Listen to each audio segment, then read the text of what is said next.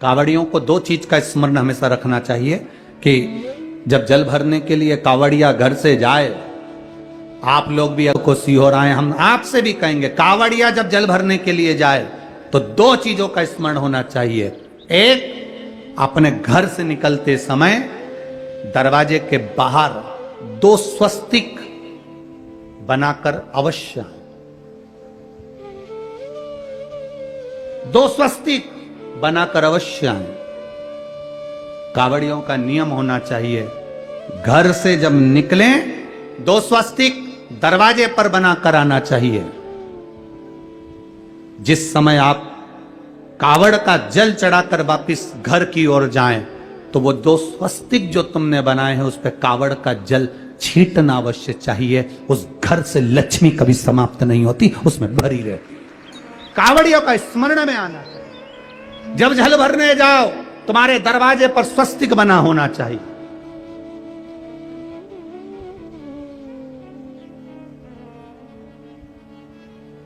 तुम्हारे दरवाजे पर दो स्वस्तिक का स्मरण होना चाहिए। मेरा शिव, मेरे गोरा, मेरा गणेश, मेरी रिद्धि, मेरी सिद्धि, मेरे देव नारायण, लक्ष्मी, राम, सीता, मेरे कृष्ण, मेरी राधा, सब वहीं पर विराजमान हो जाए, सर्वस्व वहीं।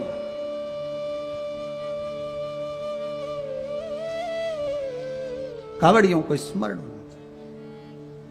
और कावड़ियों को इस बात का भी स्मरण रखना चाहिए कि अपनी कावड़ यात्रा, जैसे सीहोर में तो 10-11 किलोमीटर की है, सीहोर सीवन नदी से जल भरा और 11 किलोमीटर दूर बाबा कुबेर भंडारी को चढ़ाया। आप सुल्तानगंज से भर रहे हो, हरिद्वार से भर रहे हो, आप प्रयागराज से भर रहे हो, जहां से भी आप जल भर रहे हो या अपने नजदीक से भर रहे हो, जितनी दूर तक कावड़ लेकर जा रहे हो उतनी दूर तक तुम्हारे मुख से व्यर्थ की बात ना निकलते हुए भगवान का नाम निकलना चाहिए। बोल बम का नारा है,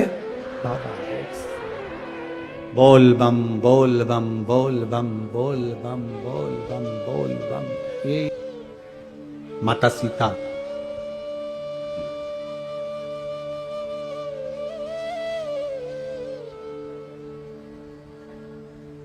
भगवान देवादिदेव महादेव की आराधना कर रहे हैं।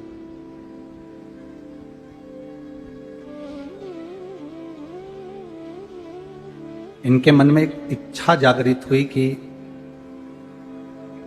मैं वन में रह रही हूं,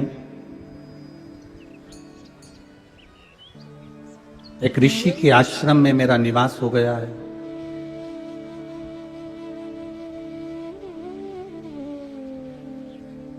गुरु वाल्मीकि बाबा से पूछा, गुरुदेव ये बताओ कि मुझे राम का दर्शन कैसे हो जाए, कैसे?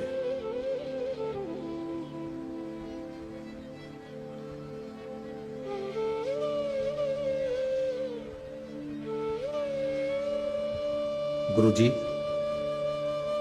राम का दर्शन कैसे हो, उसका कोई तरीका है?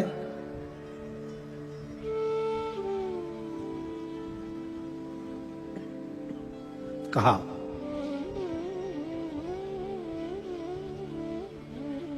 एक शिवलिंग का निर्माण करो और उस शिवलिंग का निर्माण कर कर पार्थिव शिवलिंग की पूजन मां जानकी को वाल्मीकि बाबा ने कही। ऋषिवर ने, गुरुवर ने वर्णन। श्रावण का जो महीना होता है, इस श्रावण के महीने में पार्थिव शिवलिंग निर्माण का बड़ा महत्व होता है। हमने आपको एक बात कही थी कि आपके पास में अगर इतना वैभव नहीं है, आपके पास में इतना धन नहीं है, आप इतना खर्चा नहीं कर सकते, तो आप अपने घर में जो पौधा लगा है, जो वृक्ष लगा है, उसमें भी एक शिवलिंग का निर्माण कर कर उसकी पूजन कर सकते। पर पार्थिव शिवलिंग का पूजन, आराधना, अर्चना करना चाहिए। अभी जो ये कथा होगी, ये कथा 7 तारीख को यहाँ पर तिल्दा नेवरा में पूरी हो जाएगी। उसके बाद में जो कथा होने वाली है दतिया में मां पीताम्बरा के धाम में, धुमेश्वरी माता के धाम में, वो पार्थिव शिवलिंग शिव महापुराण की कथा है। वहां पर वो कथा का समय तारीख तो 10 तारीख से 14 तारीख तक 5 दिन मां पीताम्बरा के धाम में रहेंगे। मधुमेश्वरी के धाम में रहेंगे।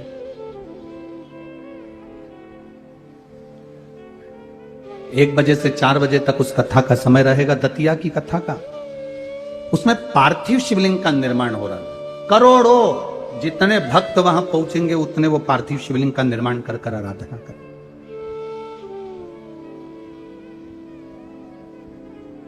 गुरु जी ने कहा, वाल्मीकि बाबा ने, कि आप, ऋषिवर ने कह दिया कि आप शिवलिंग का निर्माण करो, आराधना करो। अब 1 लोटा जल लव लेकर आ जाते, 1 लोटा जल कुश लेकर आ जाते। एकांत में माता जगत जननी ने, मां सीता ने, जानकी जी ने एकांत में एक शिवलिंग का निर्माण कर लिया और उस शिवलिंग का निर्माण कर कर उसका पूजन, लव लोटा भरकर जल लाते, कुश लोटा भरकर जल लाते। मां उन लोटा भर के जल को 2 हाथों में लेकर भगवान शंकर के ऊपर समर्पित कर। मां, अब माता को यह नहीं मालूम कि सावन महीने में 2 लोटे जल का महत्व का कितना वर्णन है। अब वो तो सहज भाव में, वो तो सरल स्वभाव के वश। लव कहता है मां मैं जल भर कर लाया हूं, कुश कहता है मां मैं जल भर कर लाया हूं, ले महादेव को चढ़ाओ। और दोनों के हाथ से जल लेकर मां दोनों का जल चढ़ाती है, दोनों का जल।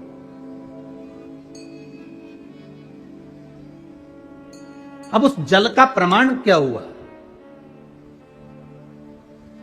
स्कंद पुराण में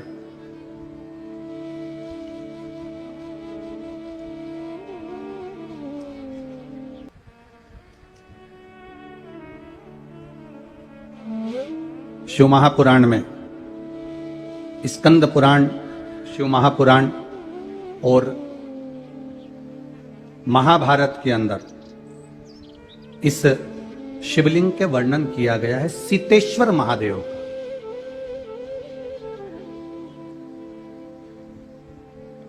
कभी मौका मिले नैनीताल, और नैनीताल में जो वन क्षेत्र है जो सिंहों के लिए, शेरों के लिए, जीवों के लिए रखा गया है, उस क्षेत्र में महाभारत के 83 नंबर के अध्याय में और 48 नंबर श्लोक से लेकर 60 नंबर श्लोक में सीतेश्वर महादेव का वर्णन है। कभी कोई आपसे पूछे कि गुरुजी आपने सीतेश्वर महादेव का जो व्याख्यान वर्णन किया है माता सीता का, तो ये कौन सी जगह लिखा है, तो आप बता सकते हैं महाभारत के 83 नंबर अध्याय में 48 नंबर श्लोक से लेकर 60 नंबर श्लोक के बीच में सीतेश्वर महादेव का वर्णन, और स्कंद पुराण के अंदर सुंदर सीतेश्वर महादेव का वर्णन किया गया। अब मां लव भी 1 लोटा जल ला रहे हैं, कुश भी 1 लोटा जल ला रहे हैं। अब दोनों का जल लेकर माता सीता जी ने शंकर भगवान को समर्पित करना प्रारंभ करा। अब इनको यह ज्ञात नहीं हुआ कि सावन में 2 लोटे जल का स्मरण, अर्थात वाल्मीकि बाबा ने, गुरु जी ने तो कहा था कि शिव जी की आराधना करो, पार्थिव शिवलिंग का निर्माण करो, पूजन करो, आराधना करो। अब सरल भाषा में तो हम भी ऐसे ही कह देते हैं कि आप देखो ज्यादा नहीं बने अपने घर में, अगर आप बार बार शिवलिंग का निर्माण नहीं कर सकते तो जहां तुम बगीचा हो, तुम्हारे घर के बाहर कोई गमला हो जिसमें पौधा लगा हो, उसी में ऐसे मिट्टी को थोड़ा सा उठाकर शिवलिंग बना लो और उसकी पूजन कर लो, वहीं पर उसका विसर्जन कर दो। अलग से कहीं विसर्जन करने की जरूरत नहीं, पूजन करा, विसर्जन।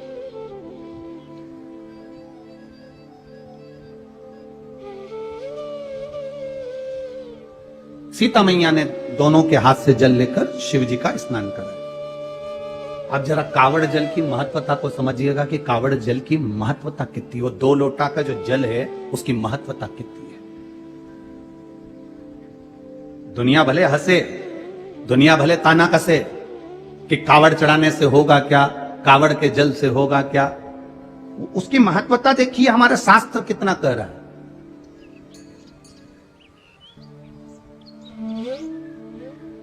मां ने जल हाथ में लेकर माता जानकी जी ने वो जल समर्पित करा, बस प्रार्थना करी, बाबा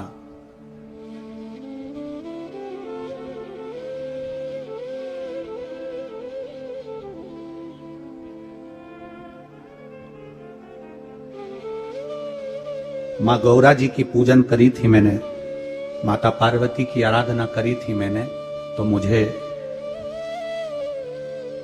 श्री राम जैसे पति मिले हैं। पर बाबा मेरा त्याग हो गया, मैं वन में आ गई हूं।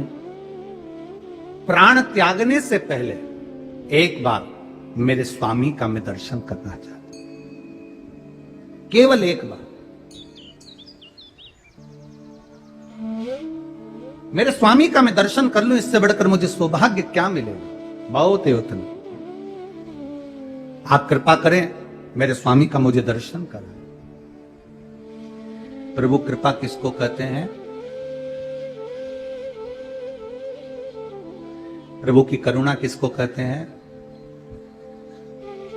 अश्वमेध यज्ञ के अश्व को रोक दिया गया, पकड़ लिया गया, छूटा नहीं, युद्ध प्रारंभ हुआ और मेरे राम जी महाराज का दर्शन मां जानकी को लव कुश के उस युद्ध के मैदान में भगवान भोलेनाथ ने करा दिया।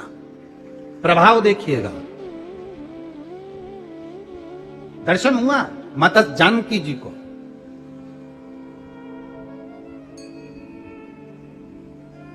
अब एक बार का समय निकल गया, दूसरी बार माता जानकी जी फिर शिव जी की आराधना करने के लिए बैठी और दो हाथ में जल था। श्रावण का महीना ज्ञात नहीं रह पाया और मां जल को समर्पित कर कर शंकर भगवान को उठाकर विसर्जन के लिए लेकर जाने लगी, पर वो शिवलिंग जो पार्थिव बना हुआ था वो माता से हिला ही नहीं।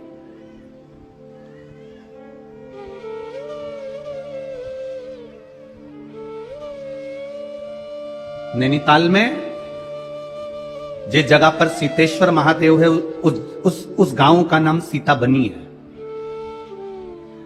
गांव का नाम याद रखिएगा, सीताबनी। कभी मौका लगे और आप लोग नैनीताल जा रहे हैं घूमने के लिए, तो एक बार मन करना कि मैं सीताबनी जाऊं। और सीताबनी, वैसे तो वहां पर जाने की परमिशन नहीं होती क्योंकि वहां वन क्षेत्र में शेर चीते ज्यादा रहते हैं, तो दिन दिन में अगर कई गाड़ी से लोग दर्शन करके वापिस आ जाते, वहां रात्रि को कोई रुकता नहीं। सीताबनी, जहां सीतेश्वर महादेव विराज। अब जानकी जी ने पार्थिव शिवलिंग को उठाया, विसर्जन करने जा रही है, पर वो शिवलिंग हिला नहीं, वो शिवलिंग उठा नहीं। लव कुश ने कहा, मां आपसे शंकर जी नहीं उठ रहे? आप ही ने तो मिट्टी का शिवलिंग बनाया है, पार्थिव शिवलिंग का निर्माण आपने करा और आपसे नहीं उठ रहा। मां लाओ हम उठाते हैं। लव ने शंकर भगवान को उठाने का पूरा प्रयास करा। जो राम जी से युद्ध कर लेते हैं, जो लक्ष्मण जी को मूर्छित कर देते हैं, जो शत्रुघ्न और भरत को पछाड़ देते हैं, वो लव और कुश शिवलिंग को नहीं हिला पाते।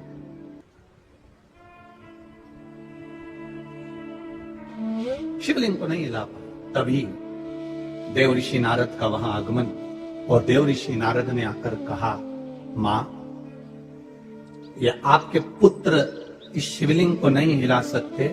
मां ये शिवलिंग मैं भी नहीं हिला सकता, क्योंकि श्रावण महीने में आपने जो कावड़ का जल समर्पित करा है, ये जल एक ऐसा जल है कि हमारे जीवन के कई लक्ष्य को एक दृढ़, पक्का और निश्चित कर देता है और अटल कर देता है। ये हिल नहीं सकता। आज किसी एक बहन ने पूछा कि गुरुजी मान लो कि हमारा मन करे और हम कावड़ का जल चढ़ाएं हमारे मंदिर में, हमारे पास में जो मंदिर है उसमें हमें कावड़ का जल चढ़ाना है, तो क्या हम जल आसपास में से ले सके? क्यों ना लेंगे?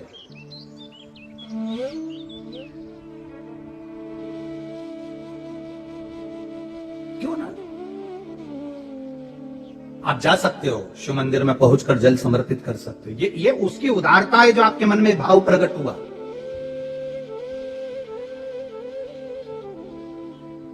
ये उसकी उदारता है।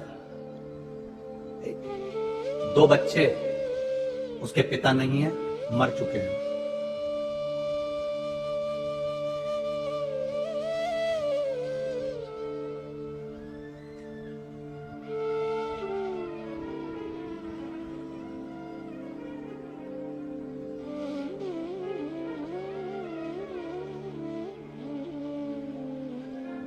अमृता माता का नाम है।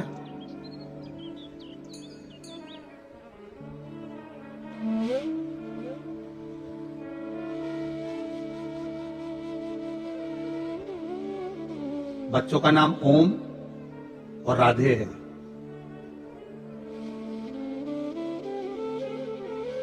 यूपी जिला बांदा से आए हैं। कहाँ है? हाथ हिलाइए। गुरुजी, मेरी तबीयत ठीक नहीं रहती थी। मेरे बच्चों ने टीवी के सामने बैठकर कथा सुनकर बाबा का जल और बेलपत्र लाकर देना चालू करा। सारे डॉक्टरों से इलाज करवा लिया था, आराम नहीं मिला। पति नहीं, इतना धन भी नहीं कि हम बहुत बड़े बड़े डॉक्टरों को दिखा सकते। पर मेरे भोलेनाथ ने मेरी जो बड़ी बीमारी थी उसको हर लिया।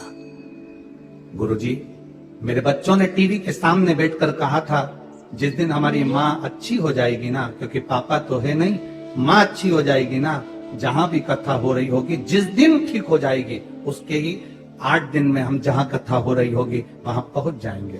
गुरुदेव, इतना धन तो नहीं था, क्योंकि डॉक्टर को दिखाने का भी पैसा नहीं था। बाबा ने मेरे को जो बड़ी बीमारी थी ठीक कर दिया। गुरुदेव, बच्चों के भाग्य से मेरे महादेव ने मुझे अच्छा रखा। मेरे बच्चों ने जो भी उनके पास में उनके पापा ने पहले जो पैसा दिया होगा, गुल्लक में डाला होगा, वो गुल्लक का फोड़कर हम तीनों यहाँ कथा सुनने के लिए आए हैं, जिसका किराया शिव तत्व। एक बार हाथ हिला दो बहन, बहुत बहुत साधुवादता है। आप उसके भाव में आए हो।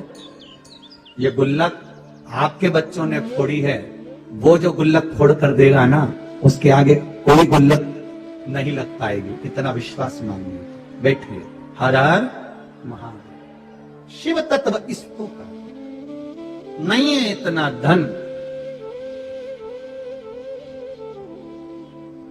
ये कई लोग कहते हैं सीहोर वाले महाराज जी ने सब काम बेकार करके रखा है। कई लोग कहते हैं एक बेलपत्री चढ़वा देते हैं, मूंग का दाना चढ़वा देते हैं, चावल चढ़वा देते हैं, बेलपत्री चढ़वा देते हैं, जल चढ़वा देते हैं, धतूरा चढ़वा देते हैं। ए भाई, अगर कोई पैसे की चीज चढ़वाते हैं ना, तो ये साधारण से जिनके ये पत्र आए हैं, जिनके पास चढ़ाने के लिए भी नहीं है, वो क्या चढ़ा पाते।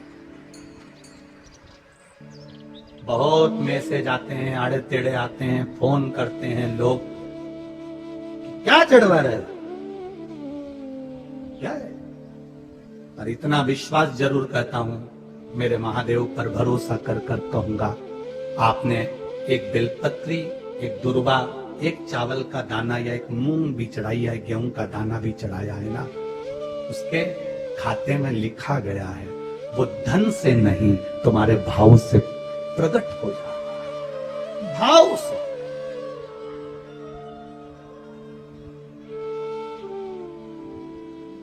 जिनके पास में करोड़ों की संपदा होगी वो तो बहुत चढ़ा देंगे साहब, पर जिनके पास नहीं है, आने तक का किराया नहीं है, और गुल्लक फोड़कर जो पिता मर गए, उस पिता ने थोड़ा बहुत अगर बच्चों को दिया होगा, उसने गुल्लक में डाला होगा, तो गुल्लक का भी फोड़कर अगर यहां तक पहुंचा है, तो उसका विश्वास लेकर आया है, भरोसा लेकर आया है। वो तो विश्वास बाबा कैसे तोड़ दे जी,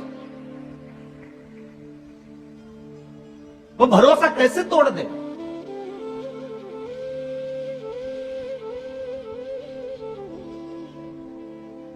ये जो ऑपरेशन हुआ, उसका आंख का कैंसर सही हुआ, उस पत्र को जरा पढ़ेंगे तो नीचे एक लाइन उस पत्र में लिखी, मेरी बच्चे पूछती है कि माँ, बड़े बड़े डॉक्टर ने कह दिया कि मैं मर जाऊंगी, और आप शंकर जी पे चढ़ा हुआ पानी मेरी आंख में लगाती हो, तो क्या मैं बच जाऊंगी। वो बच्ची कहती है, छोटी सी 3 साल की, मंदिर में माँ के गले लगकर कहती है, डॉक्टर कह रहे तू मर जाएगी, ये बच्ची जिंदा नहीं रहेगी, और तू कहती है कि पानी लगाने से मैं जी जाऊंगी। माँ, क्या महादेव सुनते हैं? उस पत्र को अगर पढ़ोगे तो आपकी आंख में से आंसू बह जाएगा। माँ अपनी बेटी से कहती है, शिव महापुराण में सुना है, सारी समस्या का हल एक लोटा जल है, तो बचा लेगा। क्यों नहीं आए? भाई हम उसके भरोसे ही तो जी रहे हैं, हम उसके सहारे ही तो जी रहे हैं।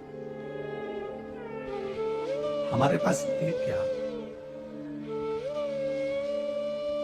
हम किसको पुकार सकते हैं?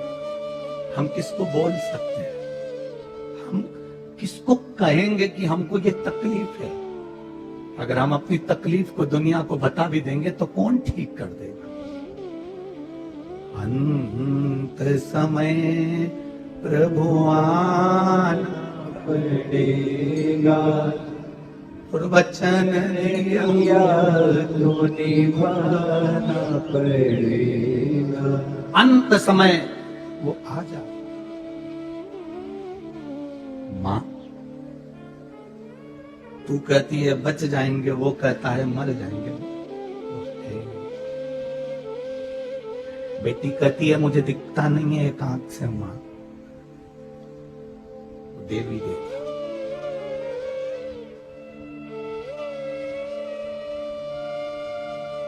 आज उस बच्ची को बेलपत्र देकर जो खुशी हमको मिली होगी वो दुनिया की सारी दिवालियां फीकी है उसके आगे, सारी दिवालियां फीकी।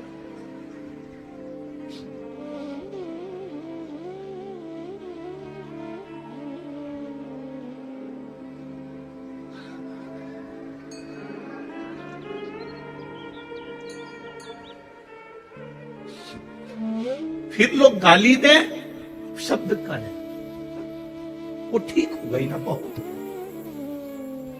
जल मिल गया ना शिव को, शंकर ने स्वीकार कर लिया ना। उसकी स्वीकृति है, हम स्वीकार कर लिए। अगर पापा ने दिए हुए धन से ये गुल्लक फोड़कर अपनी मां को ठीक कर कर अगर यहां तक लेकर आए, बाबा भी स्वीकार कर लेता है।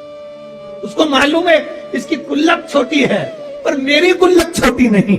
मैं जब दूंगा तो छप्पर फाड़ कर दे दूंगा। ये उसको मालूम है, ये उसके ध्यान में।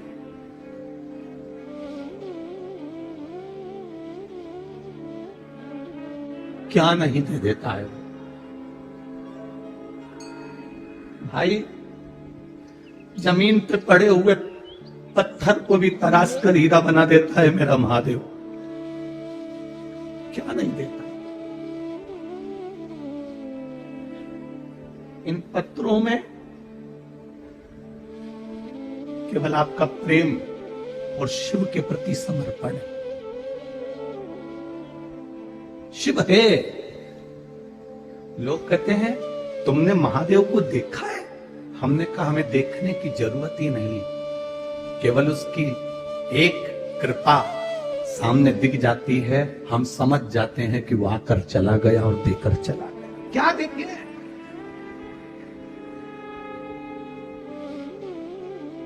क्या देखे? लक्ष्मण जी से पूछा गया तुमने जानकी जी का चेहरा देखा है? ये श्रृंगार देखे? लक्ष्मण जी कहते हैं मैंने मां के चरण देखे हैं तो पायल बता सकता हूं कि मेरी मां की है। हमसे कोई कहे तुमने शंकर को देखा है, तुमने महादेव को देखा है, हम केवल इतना कह सकते हैं इन पत्रों में लिखा हुआ एक एक जवाब मेरे महादेव का है। तो हमने देखा नहीं, पर पत्र कहते हैं कि वो है। क्या देगा, कितना देगा मालूम नहीं है। लोग तो केवल विश्वास से आते हैं, भरोसे से आते हैं, दृढ़ता से आते हैं, पहुंच जाते हैं।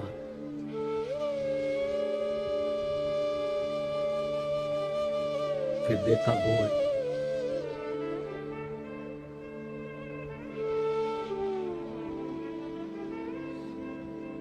फिर उसके हाथ में है अंगारा जो होता है ना, लकड़ी का टुकड़ा जो जल जाता है, अंगारा जो होता है, उससे कोई दोस्ती कर ले, उससे कोई पहचान कर ले, उसको माता मान ले, पिता मान ले, दोस्ती कर ले, रिश्तेदार बना ले। अंगारे को कितना भी दोस्त बना लो, अंगारे को छुओगे तो हाथ जलता ही है। उसी तरह अंगारे का काम है जलाना, मेरे महादेव का नाम और एक लोटा जल का काम है तुम्हारे जीवन को दुख से मिटा दे, दुख समाप्त कर दे।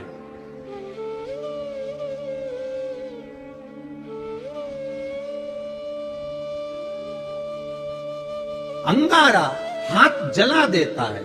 शिव का नाम, भगवान का नाम, राम नाम, कृष्ण नाम, शिव नाम हमारे पापों को जला दे। जिस दिन दुनिया के लोग समझ गए ना कि एक लोटे जल में ऐसा क्या है, उस दिन आप कभी भी शिव का मंदिर नहीं छोड़ पाओ। एक बहन ने पत्र में लिखा है, मेरे पति और मुझे शुगर हो गई, इतनी ज्यादा शुगर हो गई और डॉक्टरों ने कह दिया कि इंसुलिन लेना चालू करो। इंसुलिन लेना प्रारंभ करने के बाद किसका इंसुलिन बंद हो गया आज तक? किसका इंसुलिन बंद हो गया जब लेना चालू कर दिया? और बिना दवाई के इंसुलिन बंद कराए। वो मां लिख रही है पत्र के अंदर।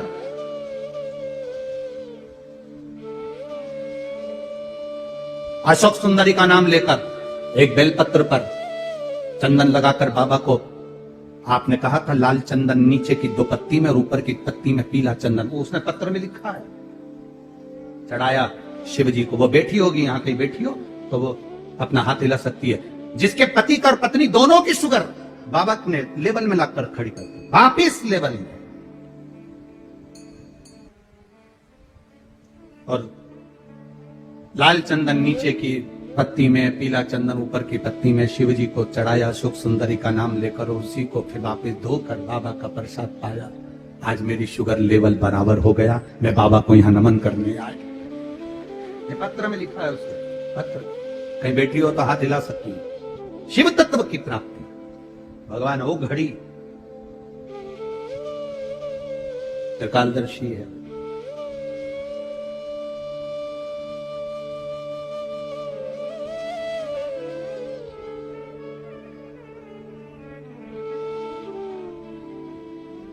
प्रभु तेरा साथ न छूटे रे, और छूट जाए संसार, प्रभु तेरा साथ न छूटे। उसका साथ, उसका सानिध्य एक बार अगर मिल गया तो वो जिंदगी भर न छूटे। बस इतनी प्रार्थना उससे कर। सीता मैया वो शिवलिंग उठा नहीं, लवर कुश उसको उठा रहे हैं, उठ नहीं रहा।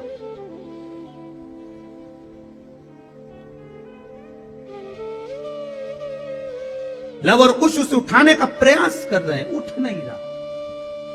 तब जब वो शिवलिंग नहीं उठा, देव ऋषि नारद ने कहा ये अटल हो गया है। जिस दिन आप कावड़ के जल की महत्वता, सावन के महीने के 2 लोटे की महत्वता, सावन के 2 लोटा जल की महत्वता जिस दिन जान जाओगे, उस दिन जिंदगी की सार्थकता बन जाएगी। जिस दिन जान गए।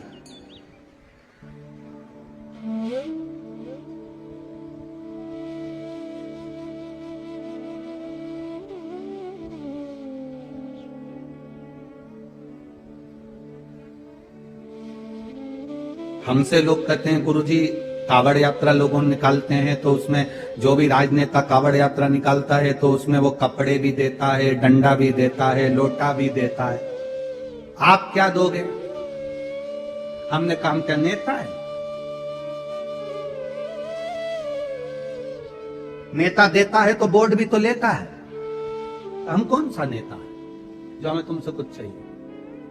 लोटा भी तुम्हारा होना चाहिए, डंडा भी तुम्हारा होना चाहिए, और जिस वस्त्र को पहनकर 16 अगस्त को बाबा को कावड़ चढ़ाओगे वो वस्त्र भी तुम्हारा होना चाहिए।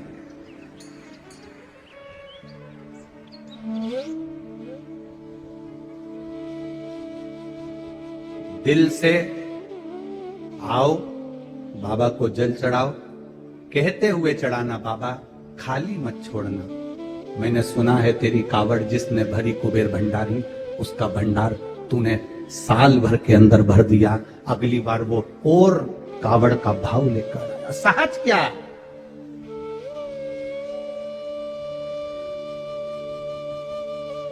सरलता क्या,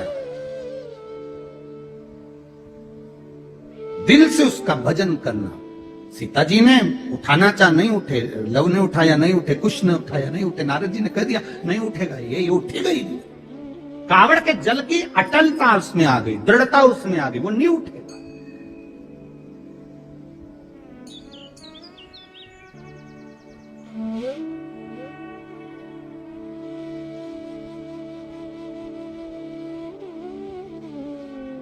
ये श्री घनश्याम जी अग्रवाल जी हमको एयरपोर्ट से लेकर आए, तो रास्ते में अग्रवाल जी कह रहे थे, गुरुजी बाबा की ऐसी कृपा हुई है ना कि पहले पानी गिर गया, अब कथा की हमने तैयारी कर ली है और बाबा ने पानी बंद रखा है। हम अग्रवाल जी कहे और हम हंस दिए।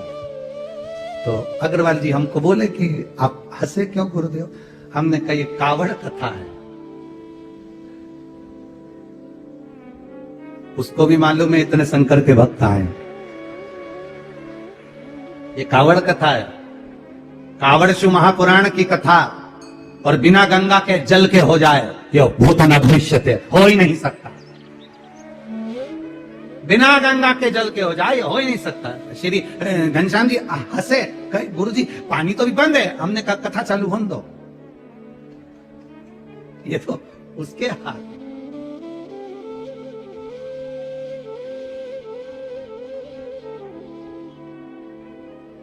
अरे अगर आप लोगों में से कोई मैनपुरी अगर कथा में गया होगा तो उसको मालूम होगा, अगर यहाँ कोई भक्त आया हो मैनपुरी का तो उसके स्मरण में होगा। मैनपुरी वालों ने कह दिया गुरुजी आपने कथा 9 बजे, आखिरी दिन की कथा तुम्हें 9 बजे बांटना थी, 12 बजे तक, सवेरे 8 बजे से बांट दी 11 बजे तक।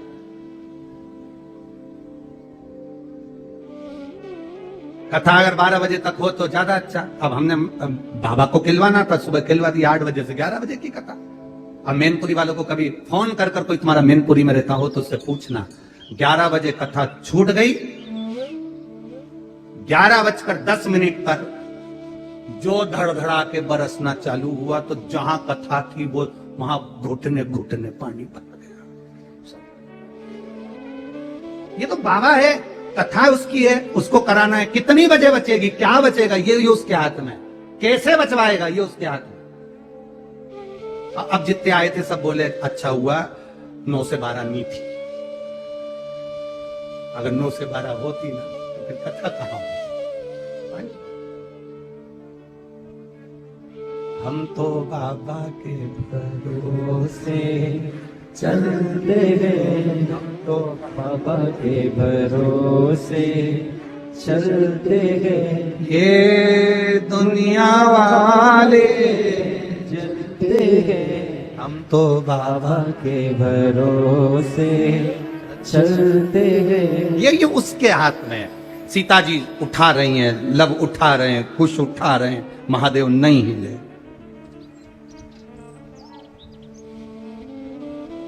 नहीं उठे। तब जानकी जी ने हाथ जोड़कर विनती करी, बाबा आप इस भूमि पर रहना चाहते, आप उठना नहीं चाहते।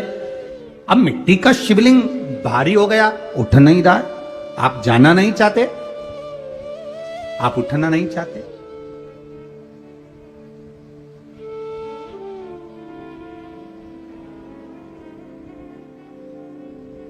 कृपा करना बाबा, दया करना।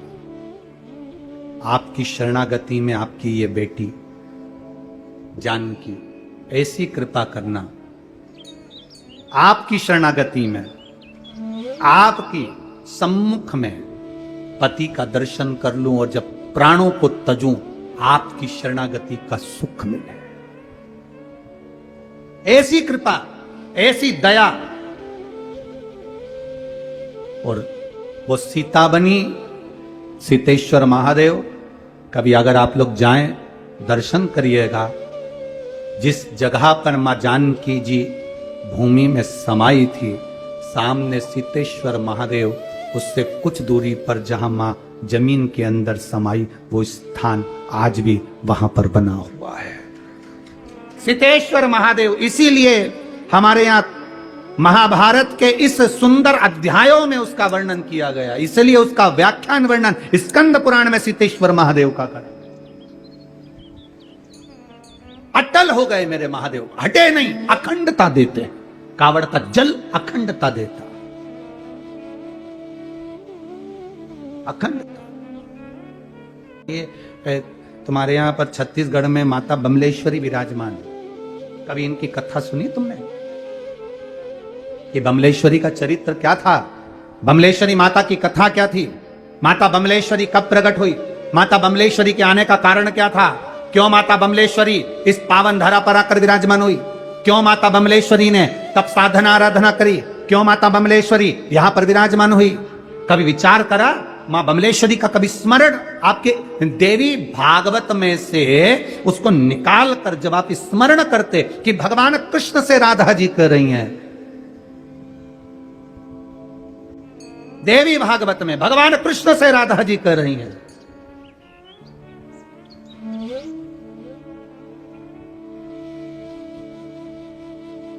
कि वो स्थान राधा जी भगवान कृष्ण से कह रही हैं कि वो स्थान देवी भागवत, वो स्थान जहां पर पहुंचने के बाद जीव दर्शन कर कर जिस भूमि पर मात्र चरण जीव के पड़ जाएं, ऐसी कोई पवित्र भूमि जहां पर केवल पांव रखाए और जीव के मनवांचित फल की प्राप्ति हो जाए, मतलब बोला और काम हुआ, वो स्थान कोई हो सकता है? भगवान कृष्ण ने राधा जी से कहा, राधा तुम उस स्थान को क्यों ढूंढना चाहती हो, कारण क्या है? राधा जी कहती है उस स्थान पर बस मतलब बोला और काम हुआ, वो स्थान मुझे चाहिए। तो कहा, सुनो राधा, देवी भागवत, हे राधा, वो भूमि केवल एक है। जब जिस समय पर महिषासुर का मर्दन कर कर मां पार्वती, मां जगत जननी, मां दुर्गा, क्योंकि महिषासुर ने मां पार्वती जी के हाथ को पकड़कर खींचना चाहा था और पार्वती जी को अपना बनाना चाहा था, तब मां क्रोध में आकर महिषासुर का मर्दन कर दी थी। और मर्दन करने के बाद मां बाबा भोलेनाथ जी के आराधना में लीन होकर बैठ गई थी। हजारों वर्ष तक तप साधना करी। वो स्थान बमलेश्वरी का स्थान है, जहां बैठकर तप साधना में, वहां बमलेश्वरी का मतलब बस मुख से निकला बम शब्द, अब जो निकला मुख से वहां चरण रखते ही फल की प्राप्ति हो जाए, वो बमलेश्वरी है। देवी भागवत का स्मरण करिए। सहजता क्या? तप साधना की पूंजी है वहां। तो यहाँ ये छत्तीसगढ़ की भूमि कोई साधारण है क्या? यहाँ तो राजिम चले जाओ, चंपारण चले जाओ, चंपेश्वर महादेव का दर्शन कर लो, भूतेश्वर चले जाओ, भूतनाथ का दर्शन कर लो। कितना कितना यहाँ छत्तीसगढ़ की एक एक भूमि पर आप जरा भ्रमण तो करिए। शिव और पार्वती, देवी और शंकर हर जगह मिलेंगे, हर जगह जहां तुम्हें जाना होगा। जिस भूमि पर जाओगे छत्तीसगढ़ की, वहां पर ऋषि मिल जाए और वहां देवी मिल जाएगी। शिव तत्व हमारे यहां सहज भाषा में कहते हैं कि माता, पिता, गुरु, घर के बड़े, इनकी जायदाद अगर आपको मिले ना मिले, इनकी संपदा आपको मिले ना मिले, पर शिव महापुराण की कथा कहती है माता, पिता, गुरु और घर के बड़े, इनसे हमको कुछ प्राप्त हो ना हो, पर इतना जरूर याद रखो कि इनकी दृष्टि में हम रहें। जो माता, पिता, गुरु और घर के बड़ों की दृष्टि में रहता है, उसकी जिंदगी में सृष्टि अपने आप बनती चली जाती है और उसका विकास अपने आप होते चले जाता है। हम माता की दृष्टि में बने रहें, हम अपने पिता की दृष्टि में बने रहें, हम अपने गुरु की दृष्टि में बने रहें। गुरु आपको धन दे ना दे, गुरु आपको संपदा दे ना दे, गुरु आपको कुछ दे ना दे, पर गुरु आपको दृष्टि में अगर रखेगा, गुरु की मात्र दृष्टि ही आप पर पड़ गई, तो समझ लो कि आपकी जिंदगी यूं ही संवर गई। केवल दृष्टि। हमने अगर उसकी भक्ति करी है, हमने उसका भरोसा दृढ़ रखा है,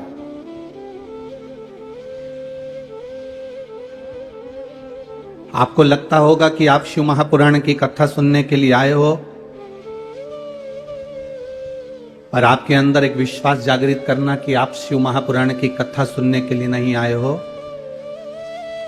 शंकर भगवान को जिसका संकट काटना होता है उसी को यहां तक खींचकर बुलाता है, नहीं तो बुलाता ही नहीं। 5,000 लोग फॉर्म भरते हैं, 10,000 लोग फॉर्म भरते हैं, 20,000 लोग फॉर्म भरते हैं, और उसमें से सिलेक्शन कितने लोगों का होता है? नौकरी के लिए 10, 20, 25 लोगों का।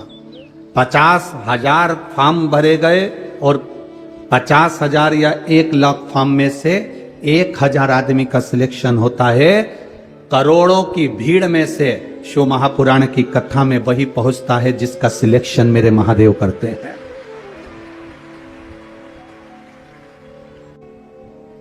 आपको लगता होगा कि आप कथा में जा रहे हो, आपको लगता होगा कि हम कथा में जा रहे हैं, 200-500 रुपए हमने खर्च किया है और फिर हम यहां पहुंचे हैं ऑटो कर कर, गाड़ी कर कर। पर ध्यान रखना, हजारों लोग फॉर्म भरते हैं, हजारों, और सिलेक्शन, रिजल्ट, नौकरी 1,000 या 500 लोगों की लगती है। लाखों लोगों ने परीक्षा दी, लाखों लोगों ने एग्जाम दिया, पर रिजल्ट, नौकरी 1,000, 2,000 लोगों की लगती है। उसी तरह करोड़ों की भीड़ में जितने लोग टीवी पर कथा सुन रहे हैं, जितने लोग मोबाइल पर कथा सुन रहे हैं, जितने लोग फेसबुक, यूट्यूब पर कथा सुन रहे हैं, और जितने लोग तिल्दा नेवरा छत्तीसगढ़ की इस पावन धरा पर कथा सुन रहे हो, तुम सब अपने आप को भाग्यशाली समझना कि भगवान भोलेनाथ ने तुम्हें अपने लिए सिलेक्शन किया है, उसने छांटा है तुमको अपने। इतना पानी 3 दिन से लगातार जलवृष्टि हो रही है, चारों तरफ कीचड़ कीचड़ हो रहा है, पंडाल में भी पानी बीच में भरा हुआ है, जहां देखो वहां पानी पानी लगातार गिर रहा है, और थोड़ा बहुत पानी नहीं, उसके बाद भी आपकी संख्या कम नहीं, लाखों में आप आए हो। ये आपकी शिव भक्ति नहीं तो और क्या है, लाखों में आप पहुंचे।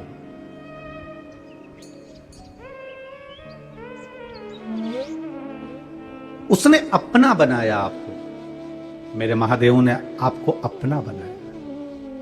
उसने अगर आपको अपना बनाया है ना, तो वो आपको अपना रहा, अपना।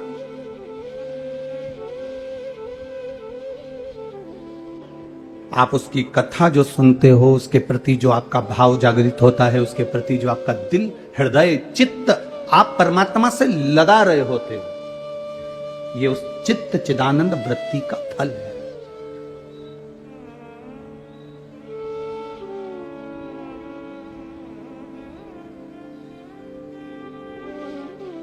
ये आपकी अविरल भक्ति का फल है। आप अगर यहां बैठे हो ना, आप अगर टीवी खोलकर बैठे हो, आस्था चैनल पर कथा सुन रहे हो, मोबाइल पर कथा सुन रहे हो, अपना खुद का नेट बैलेंस खत्म कर कर आप कथा सुन रहे हो, अपने सोने का समय, 2 बजे का सोने का समय छोड़कर आप सोफे पर बैठकर, पलंग पर बैठकर, मसेरी पर बैठकर, कुर्सी पर बैठकर, जमीन पर बैठकर कथा सुन रहे हो। आप कीचड़ पानी में चलकर, कोई कहीं नहीं जाता इतने पानी में, 3 दिन लगातार पानी गिर रहा है, कौन जाएगा इतना कीचड़ पानी में? पर आप कीचड़ पानी को भी ना देखते हुए, छाता हाथ में लेकर, एक बिछाने की पन्नी साथ में लेकर कथा के पंडाल में पहुंच रहे हो, तो ये तुम्हारी सहजता नहीं, ये मेरे महादेव ने तुमको किसी बात के लिए चुना होगा तो यहां लेकर आया। और खाली ना जाता कोई दर से तुम्हारे, खाली ना जाता कोई दर से तुम्हारे, मैं भी खड़ा हूँ नंदे बाहें पसारे, मैं भी खड़ी हूँ नंदे बाहें पसारे, अपने हृदय से लगा लो, लगा लो, गिरी जा रही हो, उठा लो, उठा लो, भोले अपने दर से अब तो न टालो, गिरा जा रहा हो, उठा लो, पकड़ लिया उसने तुमको, साध लिया।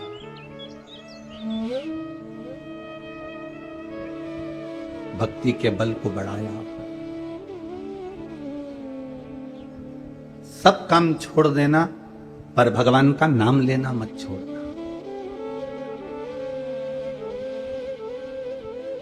जब मौका मिल जाए तब मुख से कहते रहना श्री शिवाय नमस्ते। लोटा भर के जल भी चढ़ाओ तो कहते रहना श्री शिवाय नमस्ते। घर में भोजन बना रही हो और तुम्हारे को अगर कोई मन में अशांति भी है तो हम ये नहीं कहेंगे कि माला पकड़ कर बैठ जाना और जपना। इतना टाइम तुम्हारे पास में भी नहीं है कि तुम घंटों तक माला पकड़ कर बैठ जाओ। 8-15 दिन कोई फैशन में बैठ जाए, फिर उसके बाद वापिस वैसा हो जाता। हमने कई लोगों को देखा है, फैशन में तो बहुत सारे काम हो जाते हैं। लोग गौमुखी भी ले आते हैं, माला भी ले आते हैं, पहन भी लेते हैं, धारण भी कर लेते हैं, तिलक भी लगा लेते हैं और अपना पूरा हुलिया बदल लेते हैं। रुद्राक्ष की माला भी पहन लेंगे, तुलसी की माला भी पहन लेंगे, सब कुछ पहन लेंगे, पूरा हुलिया चेंज कर लिया।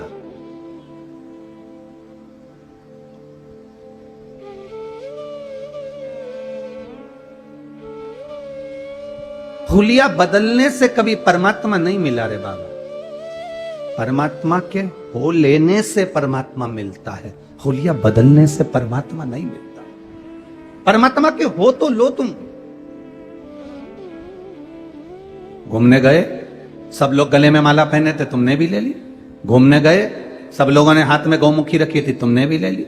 घूमने गए, सबने माला करना चालू करी, तुमने भी कर ली। 8 दिन, 15 दिन, 20 दिन, 1 महीना, 2 महीना, 3 महीना, 4 महीना तुमने माला करी, फिर गौमुखी को खूंटी पर ले जाकर टांग दिया। ऐसा दिखावे वाला मंत्र जाप ना कहिए, ऐसे दिखावे का माला का जाप नहीं चाहिए। मेरा परमात्मा कहता है, मेरे भगवान कहते हैं, ये दिखावे का आराधना, दिखावे का जाप, दिखावे का भजन मेरे बाबा को नहीं भाता। मेरे शंकर जी को ऐसा भजन चाहिए ही नहीं जिसमें तुम दिखावा करो। मेरे शंकर जी को तो तुम्हारा ऐसा भजन चाहिए कि भले तुम माला नहीं भी पकड़े हो, भले तुमने कुछ धारण करा भी नहीं है, तुम मस्तक पर तिलक लगाए कि चंदन का त्रिकुंड लगाऊंगा तब भगवान प्रसन्न होगा, रुद्राक्ष की माला पहनूंगा तब भगवान प्रसन्न होगा। ना ना ना, भगवान कहते हैं किसी प्यासे को पानी पिला दो, किसी भूखे को भोजन करा दो, घर में बुजुर्ग रहते हैं उनका आदर कर लो। कोई ऐसा व्यक्ति है जिसके पास औषधि का भी पैसा नहीं है, उसको औषधि दिला दीजिए। कोई ऐसा बच्चा है जो एजुकेशन पढ़ाई करना चाहता है, उसके पास में विद्या का पैसा नहीं है,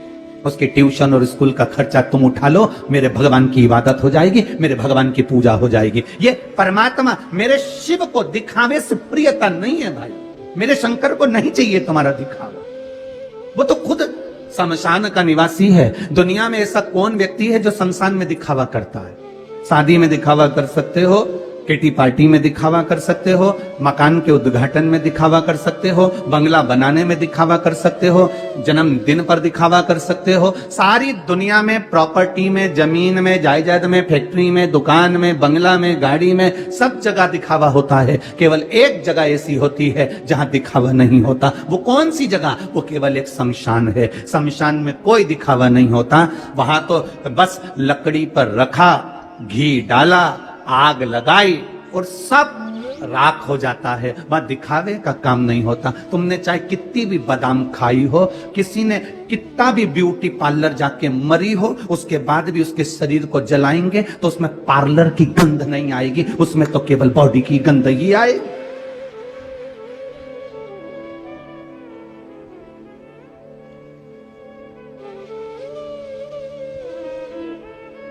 उसका नाम है शमशान। जहां पर सबकी शान सम है, उसी का नाम शमशान है। सबकी शान को उसने बराबर रखा है, कोई छोटा बड़ा है ही नहीं उसके आगे। कौन छोटा कौन बड़ा?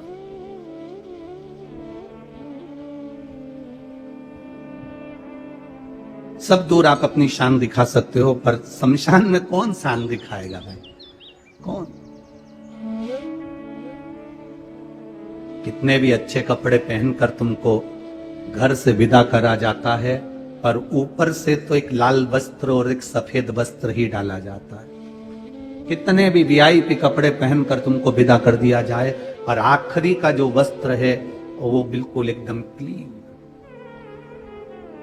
उस वस्त्र में कोई जेब नहीं है। माँ जो लंगोट पहनाती है उसमें भी जेब नहीं होती, और आखिरी में जो कपड़ा पहनाया जाता है उसमें भी जेब नहीं होती। वो सफेद, वो लाल वस्त्र, उसमें जेब। किस अकड़ में हम जिए?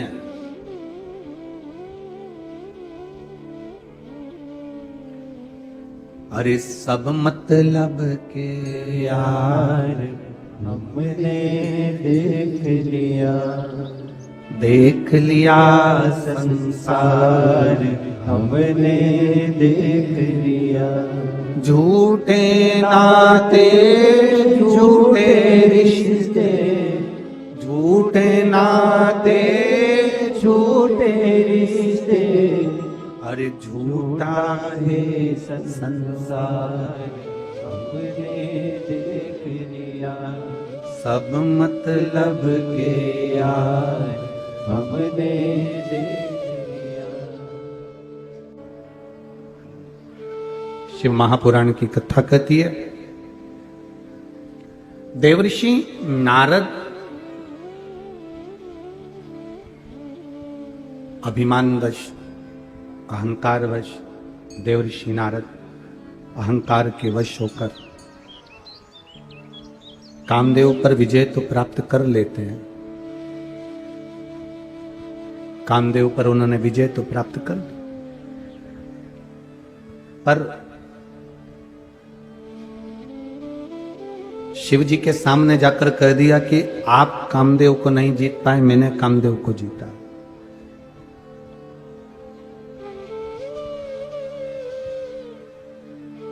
एक बड़ी सुंदर बात कही जाती है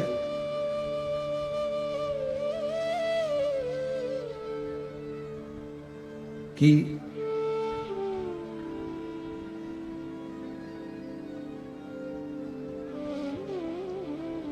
आप अपने मुख से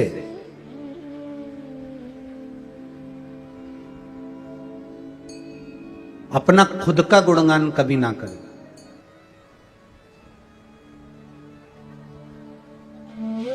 और आप अपने मुख से कभी किसी की निंदा ना करें। खुद की बड़ाई और किसी की बुराई हमारे करे गए पुण्य को नष्ट कर देती है। क्या क्या चीज?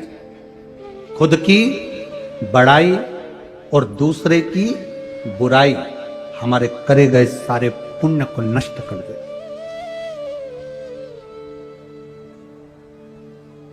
अपनी बड़ाई कभी नहीं करना और दूसरे की बुराई कभी नहीं करना।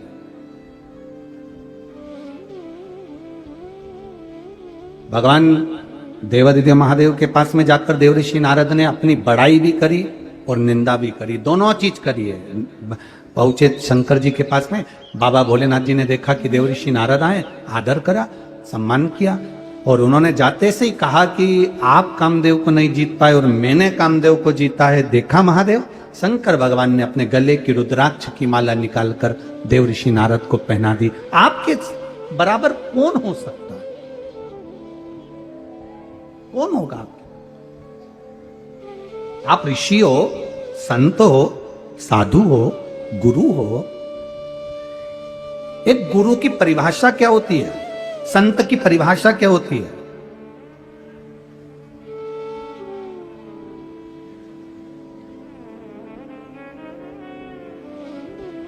जो तुम्हारे ताप को, तुम्हारे कष्ट को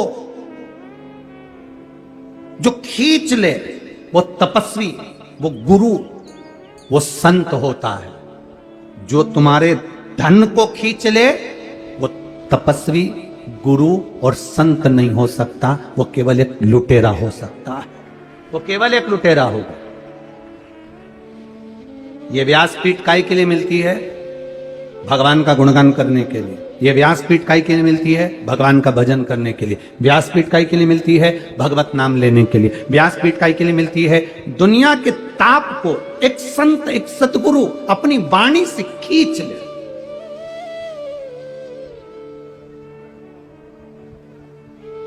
और दुनिया में कई लोग ऐसे भी होते चले जाते हैं कि व्यासपीठ पर बैठकर निंदा, अपशब्द या अपनी कुछ बड़ाई, वो कल बड़ाई और बुराई ये दोनों हमारे पुण्य को समाप्त कर देती। बहुत ध्यान रखना, कभी मत कहना कि मैंने इतने लोगों को भोजन खिलाया, मैंने इतने लोगों को भंडारा चलाया, इतने लोगों का भंडारा किया, इतने लोगों को मैंने भोजन कराया, इतने लोगों को मैंने बिस्कुट का पैकेट बांटा, इतने लोगों को मैंने टॉफी बांटी, इतने लोगों को मैंने पोहा बांटा, इतने लोगों को मैंने खिचड़ी बांटी, इतने लोगों का मैंने दाल चावल बनवाया, इतने लोगों का सांभर चावल बनवाया, इतने लोगों के लिए पूरी सब्जी। ना ना ना ना, कभी नहीं कही है, बोलो ही नहीं कभी। ये कहो कि मेरे भोलेनाथ ने तुम पर कृपा कर कर रखी है, इसलिए तुम किसी को एक अन्न का दाना खिला पा रहे हो। अगर वो कृपा ना करता तो तुम खिला भी ना पाते।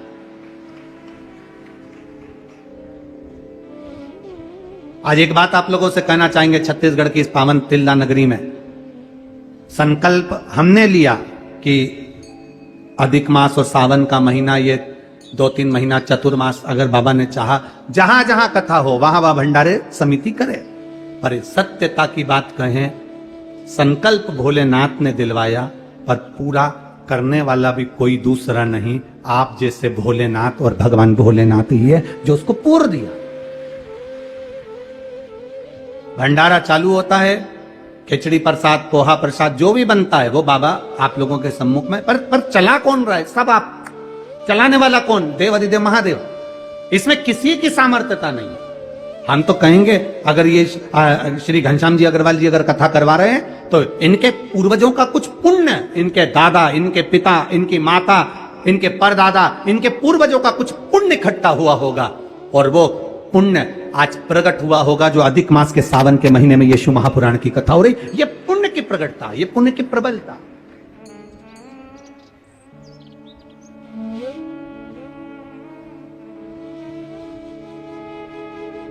और कितने किस्मत वाले हैं छत्तीसगढ़ के लोग, इनको 2 कथा मिली है सावन के महीने में, अधिक मास सावन, ये 2 कथा, एक यहां हो गई तिल्दा नेवरा, एक बालोद में हो जाएगी।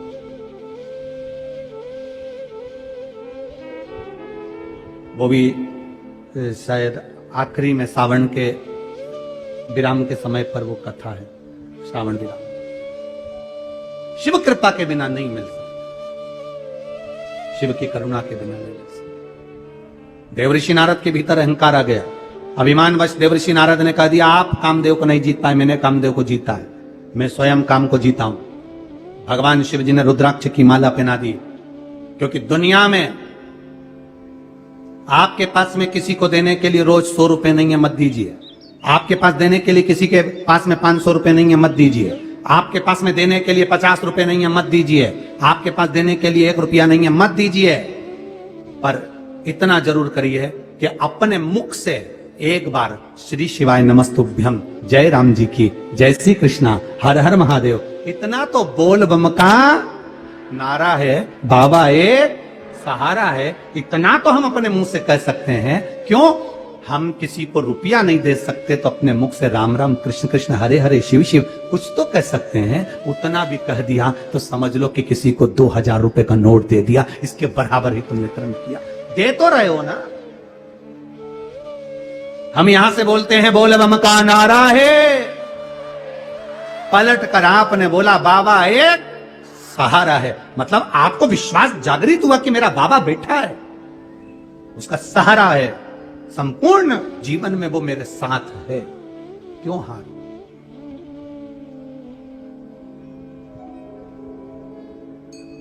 क्यों हारे? शिव तत्व शंकर का गुणगान जो महापुराण कह रही है। स्वयं की बड़ाई और दूसरे की निंदा, बुराई कभी ना करें। नारद जी ने कर दी, शिव जी ने अपने गले से रुद्राक्ष की माला निकाल कर दे दी। एक रुद्राक्ष के फल का महत्व क्या है? धन से खरीदा हुआ नहीं। कभी जिंदगी में अगर मौका मिल जाए और आपके पास में सीहोर का कभी कुबेरेश्वर धाम का हम कभी सीहोर कुबेरेश्वर धाम का रुद्राक्ष तो ऐसा रुद्राक्ष है कि हम उसको किसी को बांटने की भी अनुमति नहीं देते और कहीं हम वो रुद्राक्ष भेजते भी नहीं है। सीहोर का रुद्राक्ष, कुबेरेश्वर धाम का रुद्राक्ष सीहोर वालों को भी चाहिए रहता है तो वो भी लाइन लगाकर खड़े होकर रुद्राक्ष लेते हैं, तब लेकर जाते हैं। वो रुद्राक्ष उस कंकर और शंकर के महत्व से है, उस भूमि के महत्व से है, उस जगह का महत्व है, उस भूमि का महत्व है कि वहां खड़े होकर आप बाबा के आगे हाथ फैलाकर उस रुद्राक्ष को लेते हैं और दिल से लेते हैं कि मुझे बीमारी है या मेरे को तकलीफ है या मेरे यहाँ व्यापार में तकलीफ है। आप दिल से ले रहे हो, उससे कहकर जा रहे हो, तब आप दिल से लेकर जाते हो तो वो रुद्राक्ष नहीं रहता, वो मेरे कुबेर भंडारी कुबेर का भंडार भरकर भेज देता है। वो रुद्राक्ष कहां है? कोई दुनिया के लोग कहते हैं ये सीहोर का रुद्राक्ष हम बांटेंगे, सीहोर का रुद्राक्ष हम देंगे, तो सीहोर का रुद्राक्ष हमारे पास मिल जाएगा, सीहोर का रुद्राक्ष हम दे देंगे। सब झूठ वाली बात है। कोई तुमसे पैसे ले ले कि हम सीहोर का रुद्राक्ष देंगे, 2000 दो, 5000 दो, 500 दो, 1000 रुपए दो, सब झूठ है। कोई तुमसे कह दे हम सीहोर वाले महाराज जी से मिलवा देंगे तुमको, तुम हमसे इतना रुपया ले लो। ये अग्रवाल जी बैठे हैं, हम तो यहाँ कथा कर कर चले जाएंगे। घनश्याम अग्रवाल जी से पूछना, जो नियम हमारा एक जगह का सब दूर के लिए एक जैसा है। 4 दिन हम अनुष्ठान पे रहते हैं, शुरू के कथा के 4 दिन, अभी अधिक मास सावन भादो कुमार कार्तिक हमारे पाठ रहते हैं। शिव जी की आराधना करना, ठाकुर की सेवा करना और अपना मूल मंत्र आनंद के साथ जपना, भगवान की भक्ति करना। श्री शिवाय नमस्तुभ्यम पंचाक्षर मंत्र, षडाक्षर मंत्र और द्वादशाक्षर मंत्र जो हमारे हैं हम उसका स्मरण करना। पूछो, घनश्याम जी अग्रवाल जी भी आपको माइक पर बोल सकते हैं, इनके जो मेहमान आए वो बोल सकते हैं कि हम इनके सीढ़ी से नीचे भी उतरे हों। 4 दिन हमारा कमरा, हमारा बाबा का नाम भला, भक्ति भली। हाँ, 5वें दिन 6ठे दिन हम आप लोगों से मिलने का रहता है, परिवार अधिक जो है हम मना नहीं करें, पर 4 दिन जो हमारा भजन का है वो हमें भजन करने दो, हमारे स्मरण का हमें स्मरण करने दो। श्री घनश्याम जी अग्रवाल जी की बहू बेटी रोज ब्राह्मण देवता से कहती, क्या गुरु जी को बोलो ना 2 रोटी ले लेते हैं, मूंग की दाल ले लेते हैं, गुरु जी से कहा करो ना कि कुछ और भी पकवान पाए, और भी पकवान खाए। कहा खाए?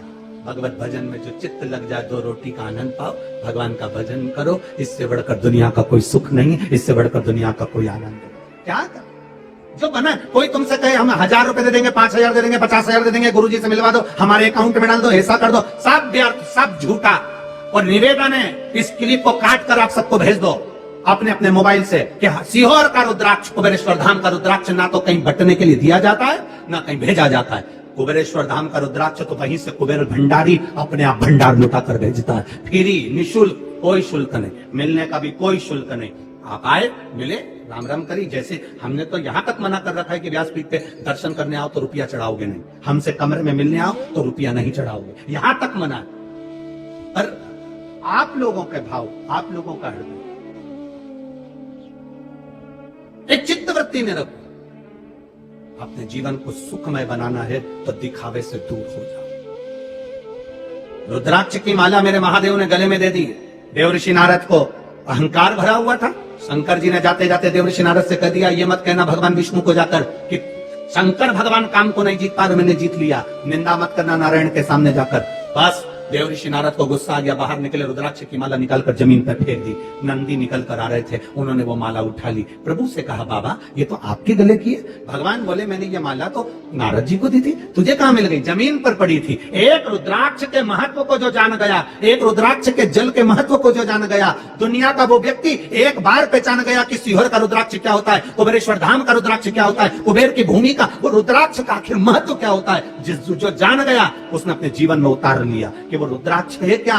शंकर पर चढ़ी हुई वो माला जमीन पर फेंक दी। नारद, अब तो तेरे जीवन के धक्के खाने का समय प्रारंभ हुआ। और नारद जी भगवान विष्णु के पास पहुंच गए, नारायण जी के पास पहुंच गए।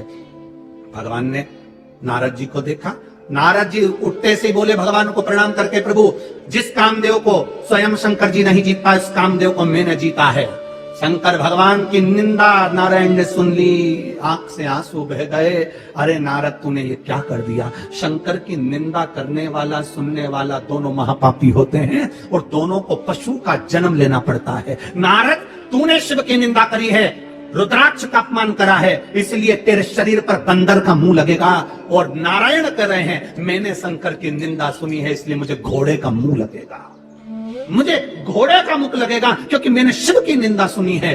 कभी शिव भक्ता, शंकर की आराधना करने वाला, शिव स्मरण करने वाला, शंकर की भक्ति में डूबने वाला, शंकर का गुणगान करने वाला, शिव स्मरण में कोई लगा हो, उसकी कभी निंदा मत करिए। निंदा करने वाला और सुनने वाला महापापी हो जाता है, महापापी की गिनती। शिव तत्व को जाने नारद जी गए। आगे वर्णन आया है सुंदर आनंद के साथ मां जगत जननी के सुंदर गणेश जी महाराज का प्राकट्य हुआ है। जोरदार ताली बजाएं श्री गणेश जी महाराज के लिए।